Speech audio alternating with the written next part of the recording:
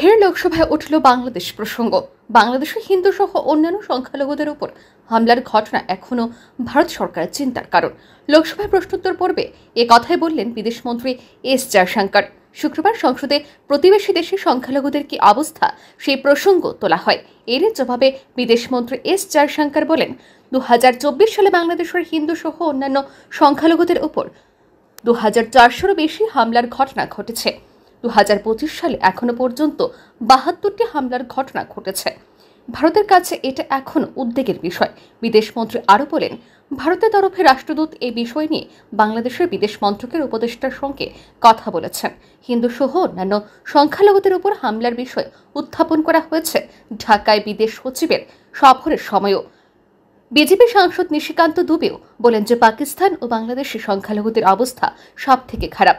সংখ্যালঘুদের নিরাপত্তার কথা মাথায় রেখে ভারতের সঙ্গে যে চুক্তিগুলি রয়েছে তাকে পুনর্গঠন করা যায়। এই প্রশ্নের জবাবে বিদেশমন্ত্রী এস জয়শঙ্কর বলেন, আমরা সংখ্যালঘুদের নিরাপত্তার বিষয়ে নানাভাবে জবাব দিয়েছি।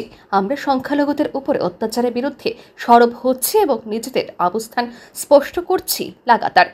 যদি কোনো সংখ্যালঘু ভারতে আসেন তবে তাদের মানবিকতা দৃষ্টিতে দেখা হচ্ছে, তাদের দীর্ঘমেয়াদী ভিসা দেওয়া হচ্ছে। 2014 সাল থেকে আমরা 50,000-এরও বেশি ভিসা দিয়েছি যারা পাকিস্তান থেকে ভারতে এসেছেন। We also track the welfare and well-being of the minority in Bangladesh.